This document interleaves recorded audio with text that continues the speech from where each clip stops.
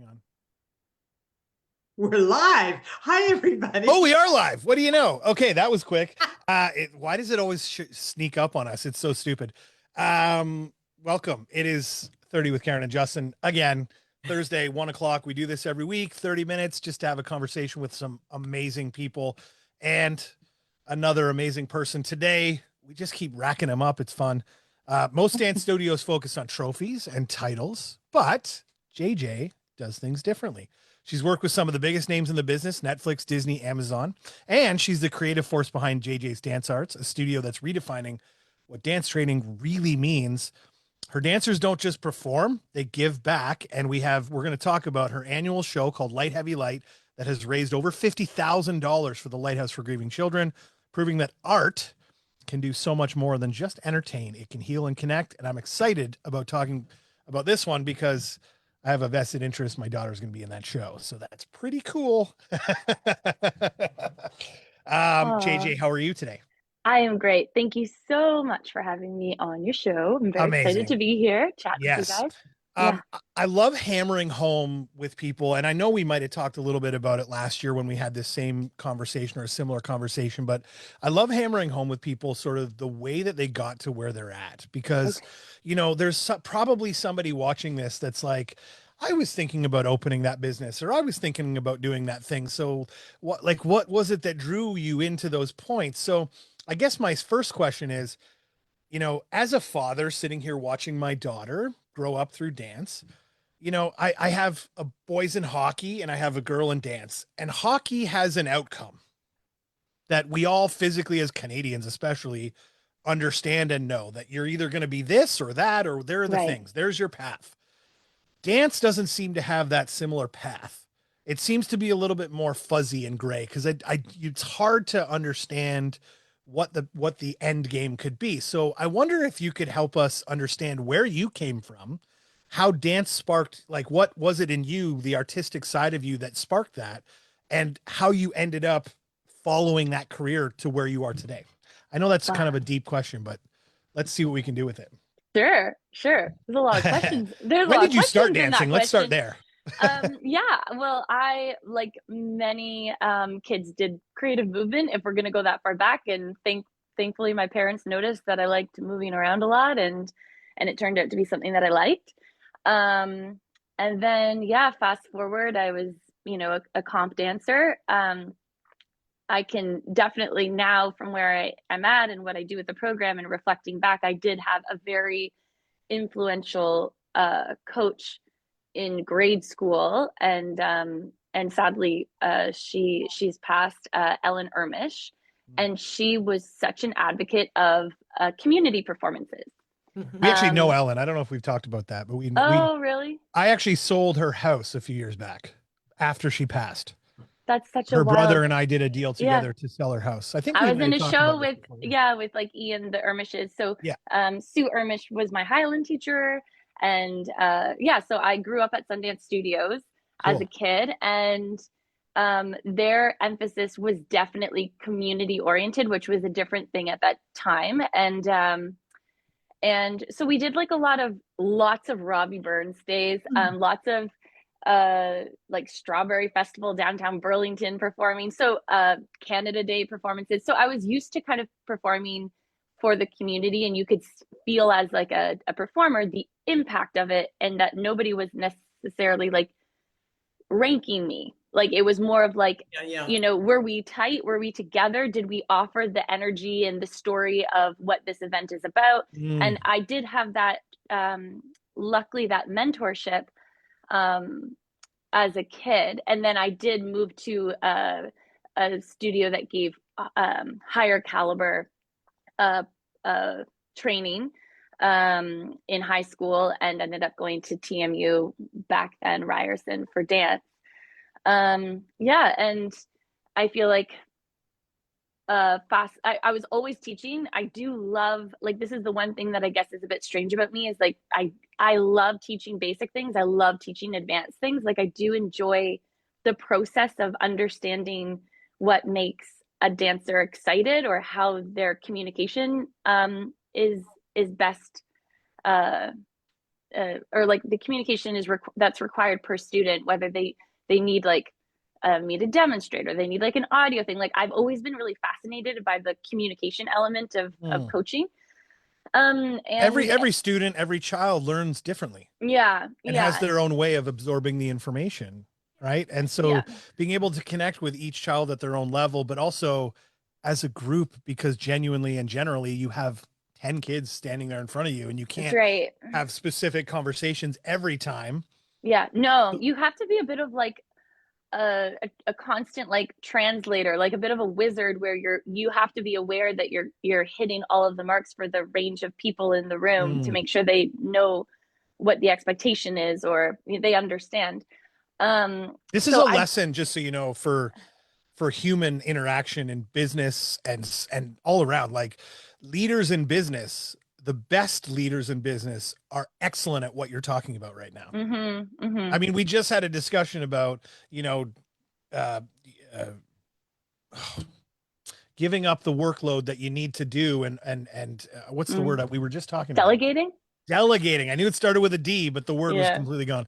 And being able to delegate to the right people, but at the same yeah, time, the idea of teaching these people and the people that are around you in a way that suits them to allow them to maximize their potential is yeah, pretty amazing. Yeah. yeah, yeah.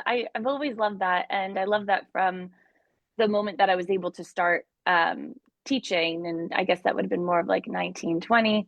And I've always been teaching this whole time. I've loved it. I've always choreographed. And then the whole time as well, I was working in TV and film as a commercial dancer. Huh. And That's pretty cool. yeah, yeah, yeah. So I've had like a really fun, How do you you know, get to that though? See, I guess that's my kind of overall thought process is I look at it like, you know, I see a lot of dance studios just yeah, routine over and over again. And they do that the whole time. Then they go to comps and then it shuts down. And all I kept hearing every year as we went up through it was, oh, these people are graduating out. And I'm like, oh, are they doing anything with yeah, dance? And it's like, yeah, nope. right. Yeah. Oh, So, Um, so, yeah, so can I just intervene for a second? please. So here's, I grew up with a gal, Suzanne McCary, and she wanted to get into dance, and she was an interpretive dancer, Oh, wow. Oh, Alvin nice. Alley style, right? And so she got into, so she, to answer your question about her, Justin, it's interesting because she put herself in front of the right people. Mm-hmm. And that's what, and that was, that was 60 some odd years ago. So and it was tough. It was tough Yeah. because they didn't pay them. You well, know, the opportunities would have they, been a lot different then. they were Yeah. government grants, right? Yeah. And but she ended up with a dance group that performed in Place des Arts, and which is, Nice. I don't know if anybody knows what Place des Arts is, but they performed there in front of Trudeau, Pierre Elliott Trudeau, and Yeah, not our Trudeau, Yeah. the Yeah. other Different one. Trudeau. Pierre Elliott, his father. Yes. And so I look at that, and Justin Mary Montgomery was an acclaimed ballet dancer. Oh, that's amazing. Yeah, and you also know another one that they worked and they put themselves in front of people, and that's Yeah. Yeah. I think that's a really like that is true for me. That's what happened. I think I never had the idea that anything should just be given to me. I was not brought up that way, and I'm very grateful for that. So I when I went to my post secondary, and also I was like an academic kid. I had good marks, and I did apply to different programs like a psych program and whatnot. And my dad, who funny enough was pushing the academics most, and my mom was kind of like about the dance. When it was time to apply to universities, he's like, just do what feels like exciting to you. Like, please don't do something for like the future. Like, do something that you're enjoying right now, which sort of surprised me. And that helped great dad, with that great dad. decision. Yeah, good decision. And yeah, so I ended up, going to post secondary. I don't mind being completely transparent about this. At the time, the program didn't allow people to work outside of school. Like it was quite strict that like you were just supposed to be exclusively training and focused with the program. And I didn't do that. And I was and I just had an idea that I was supposed to be like trying to make relationships. So for example, like, you know, I was assisting casting directors. I was the sign-in girl for, you know, $15 an hour, and it cost me like the same amount to take all the TTC and get there than like for my hour working there. But the thing is, like, I was really eager to understand. I didn't know much about it. I was just curious about it, and I had the openness and the humility to be an assistant for anyone that would include me in their process. And I think that's why I was you know, able to build opportunities for myself. Yeah. And you know, no one's path is, you can't repeat anyone's path as to how they get somewhere, because I do get that question often, you know, like how do I do this? But ultimately, like, you have to put yourself out there. And I always tell my students, like, when we have guests come in that are like a tricky person to book, a one-time person, they don't really teach kids, but they like work professionally in theater or film. And I say, if any of you enjoyed today or felt inspired or whatnot, you have an access today that didn't exist for me. Yeah. Like, Yeah. you can Yeah. reach out to them and write a sincere message and just say, thank you. I really enjoyed the class. I've never heard anyone say that before. It really landed well with me. If there's any, you know, an opportunity to assist you in the future, I'd be so grateful. And leave it yourself open that way, because they may not answer, but they've seen it.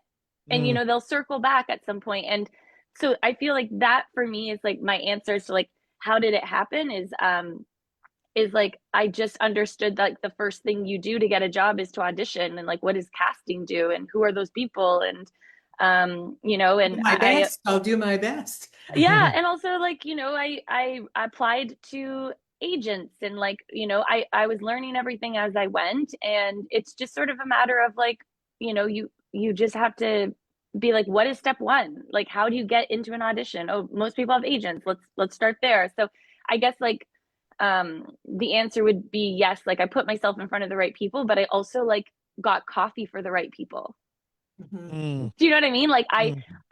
I was so eager to learn from people, Yeah, and I had a yeah. lot of Good like, on you. Good on you. yeah. So one of the things that one of the families we know, and Justin knows the family, but I won't mention any names, but their daughter went into the ballet school in Toronto, and, hmm and she enjoyed it, and she was, you know, she was climbing, but then all of a sudden she decided she wanted to go down another path. yeah. So what she did, and her parents obviously had the money to do this, sent her to a school in, I think it was Holland, and I'm not sure. But anyway, and so she is now in Montreal doing jazz ballet. Mm, So the thing great. is but she, you know, she expressed her desire to do that. hmm And it's so interesting because so many dancers, as Justin said, you know, where do you go? Yeah, yeah. I Well, think it so depends. let's just Yeah, bring this full circle really quickly. Sorry to sure, cut you off there. sure. Because I really want to hammer home before we get into light, heavy, light, Yes, the idea of what makes JJ's dance art so different, right. right? And this is basically you saying, okay, here's what I did to get where I am, Yeah, and packaging it into your program. yeah, yes, yes. You I understand? Yeah, yeah. And so tell me I was what makes gonna get JJ's there. I different. was gonna get there. So, but I will tell you this really quickly. The inspiration, I truly was like, I will never have a dance studio. I've said, I don't know how many times I said that in my 20s. I will never do that. Yeah. And honestly, a lot of the experiences that I had in the competitive world were the reason why I just was like, oh, I wouldn't do that. And then I was working for a few years in a row on films and TV shows that were demanding young dancers, minors, to be hired. So for a while there, I was constantly hiring really high caliber dancers. And I had a couple like phone calls that stuck with me that actually ended up inspiring me, because I would be able to like make the happy call to the parent to say, hey, like your kid was booked for a day on set, and here are the outside dates, so on and so forth. And then everyone's excited. And then 30 minutes later, I get a call from the mom, and she's sometimes in tears. And she's like, unfortunately, we have to decline, or I don't know what to do, because we're no longer like, there will be no spot for my daughter, or she's not allowed to, like, there's like a bit of a consequence with the current studio that she was at for missing, you know, a large competition or whatever. So I experienced that a handful of times, and I was like, that's crazy. Yeah. And Wow. That's nuts. yeah. So I have to say, I'm, you know, anyway, good on you. So then so I feel like there was I had a nice lesson in that moment. And then I spent years on set with really wonderful dance moms. And I was lucky to be the one that they were venting to about their studios. And like, of course, often, and I don't think anyone can argue this, like for example, like comp costumes, like they can be like insanely overpriced and like really hard on like a family's like budget. So there was like a couple things that like I was like, you know, kids should be encouraged to build their resume and their experience, especially in high school, if they want to pursue dance. And that is the time to start building these relationships. And anyway, so long story short, I was working as a professional choreographer, and I had to back away from the studio I was working at because my schedule was becoming too overwhelming. And also I wasn't thrilled with like the dynamic of like the way we were perceiving competition, because I'm like more like, did you do your notes versus like, did you win? So I have like a different approach with my kids. And obviously like there's a lot of formulas that work for a lot of studios, and I celebrate everybody that's coaching dance. Everyone is doing their own thing in a way that makes sense to them. It didn't make sense to me. And I guess through that experience, I actually ended up having like 8 students that were like, can we keep working with you? And they were traveling to Toronto for 1 day a week, and I was renting a space. And then at some point I'm like, if I were to do this, I would do it like this.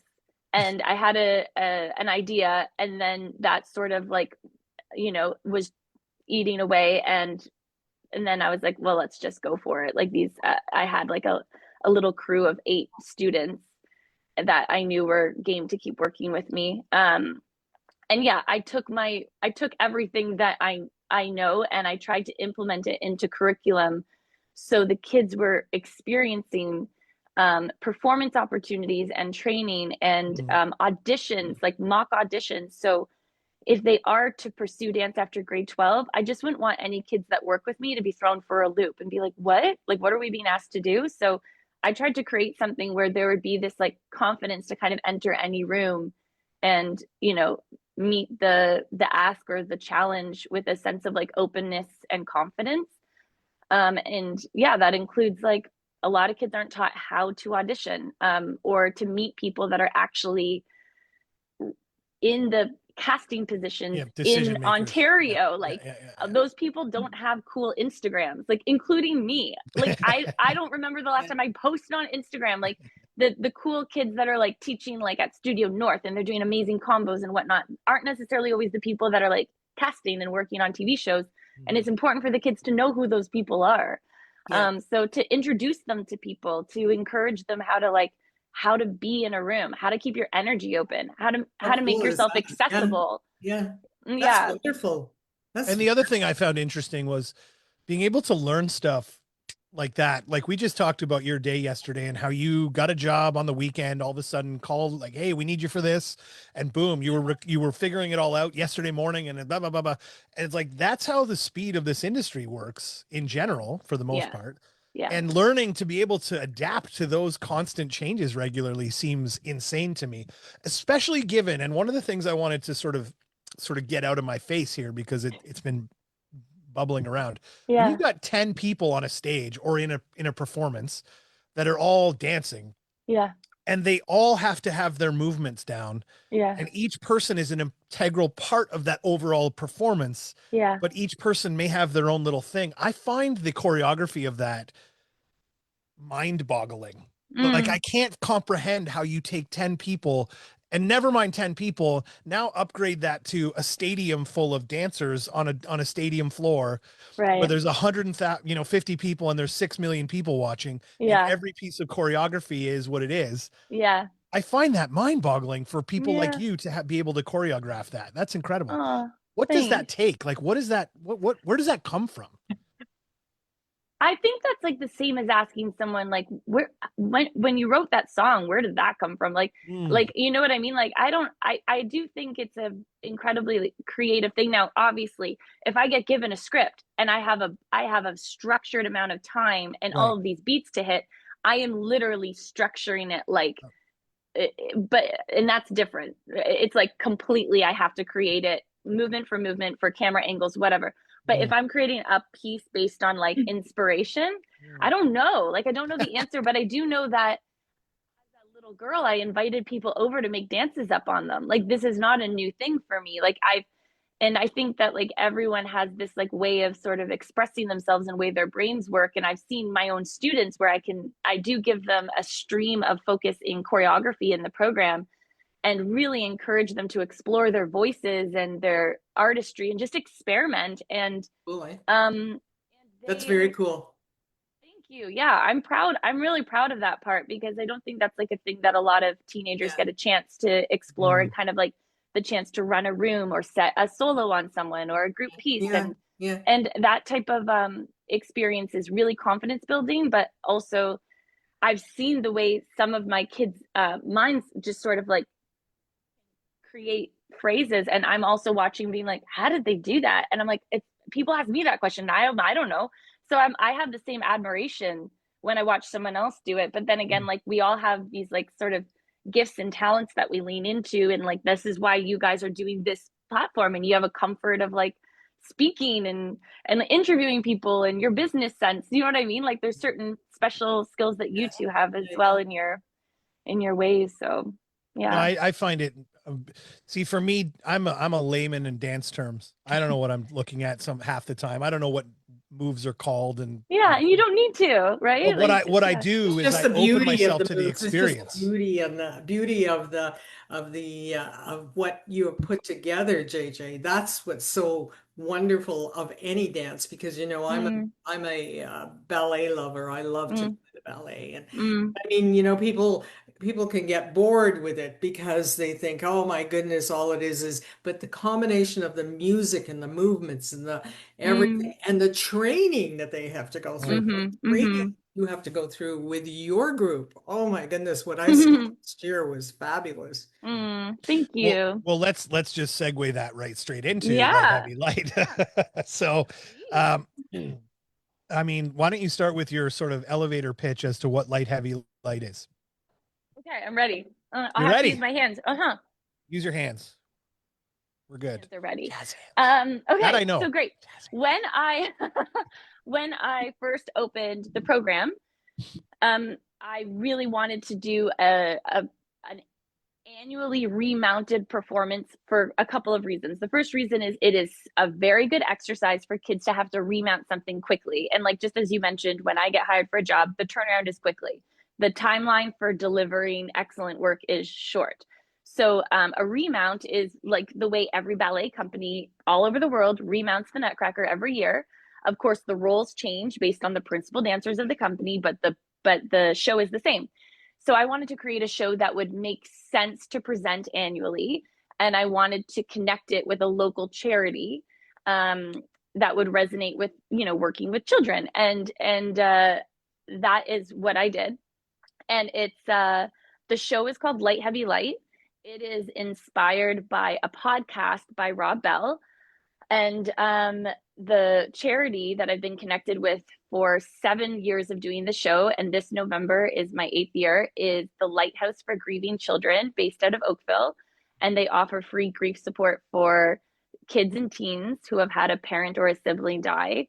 And it gives them the support, the space, the community, and they also give that to the parents as well. So when the kids are in their programming, the parents get to sit together Yeah. and also have a facilitator. And it is, I don't think I've ever done a tour of the facility where I'm not where I don't get moved by the Choked beauty up. of what happens It's in unreal. that space. Yeah. Yeah. So I'm such a supporter and a believer in that. And I think um, one thing that I actually was thinking about sharing, like on this phone call, is I'm so interested, and this is what in the thing that I sent you and Andy is like the interest of what happens when a child or a teenager feels safe and they feel seen and that they belong, that they literally like become themselves and they expand and they feel courageous or maybe more playful. And I see it all the time in coaching. Mm. Wow. And I can't imagine what processing grief looks like if you don't have a space to go and be seen. Mhm. And that is what the Lighthouse does. And I'm super passionate about what they do, and I'm very proud of the show that we've put together. It's a 3-act show, and each act is about 30 minutes of dancing, and we remount it in 3 weeks every year. Which is It's incredible because fabulous. the amount of professionalism built into this show, Mm-hmm. the first time I went was, I don't know, the year before, just after COVID. Yeah. And it was the first time I'd seen the show. And it was like, you walk in and you watch this thing that is this, like, you could go to downtown Toronto, you could go to somewhere in New York City on one of the stages in New York and see this performance and go, yeah, it's meant to be here. Oh, Like, thank genuinely you. speaking, like it's incredible, right? And to have to add the layer of, there's nobody over what, 18 years old on that stage, like, Yeah. Yeah, that's what I was going to say, Justin. like, Incredible. Yeah. unreal. And Yeah. You have even the little guys coming out, right? yeah, Yeah. it's unreal, right? And these folks just put their heart behind it. These little guys put their heart, and girls put their heart behind it. and Mm-hmm. and just, I think what I love about it is the connection between you, bringing that story of the the lighthouse to the kids, to be able to allow them to create Mm-hmm. something to support. It's this full circle moment of like them learning about, this is what we can do for Yeah. these, for this organization, but also through this medium of dance, Yeah. Yeah. Yeah. So Thank which you is for so that. when interesting. is this happening again, JJ? So this happens every November. So November is Children's Grief Awareness Month. So our performances are November 23rd and 24th. So we have an evening on the 23rd, and then we have a matinee and an evening on the 24th. And they're happening at the Burlington Performing Arts Center. Hmm. And the tickets are on sale now on their website and also on my studio's website. And yeah, so everything is live and ready to go. So if you're a part of our sphere and you're watching this, and you know us and you're comfortable and you own a business, or you just want to support, or you want to come to the show, you can do you can go on to the website for sure if you want tickets. But if you genuinely have the need, or you feel like moved enough to want to donate in the form of sponsorship, we can put together a package. JJ's got a package that she has for you, and we can get you set up, your name on the screen, shout outs, whatever, other little perks here and there. And even, it would be worthwhile taking a walk through. The Lighthouse does tours, Yeah. quite frankly, and Yeah. being a part of that is so moving and so interesting to me. So reach out to us. We'll put all the details below for that sort of stuff. In all honesty, like, I, in a way, there's this deep rooted connection with family. There's this deep rooted connection with parents growing up and watching their kids grow up. And the story behind the light, heavy, light scenario, the 3 acts, is Mm-hmm. so engaging to see how society is right now. That's what you're Yeah. doing, is you're tearing back the sort of skin and the surface level stuff that we Yeah. see, and looking underneath. Yeah. Um, Yeah. The show is, I wanted to create something that didn't feel like artsy and elusive, where mm, like people were like, wow, it was really impressive and not sure what it was about. yeah, Because I yeah. think a lot of times don't go to dance shows because they're like, well, I don't understand dance. Like, I don't know, I love it. But so I wanted to create something where like people felt something.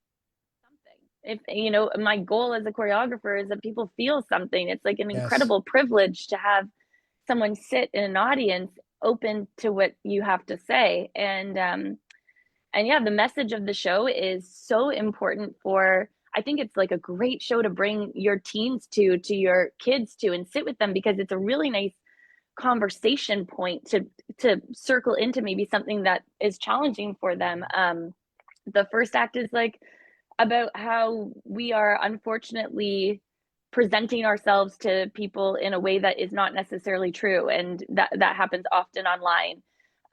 This idea of us thinking everyone else's life is looking so shiny, and keeping up with the Joneses, and celebrating very like superficial wins, and being very competitive with your neighbors, and sort of, and also that is attractive, and I try to like sort of make it is alluring, and also you end up alone.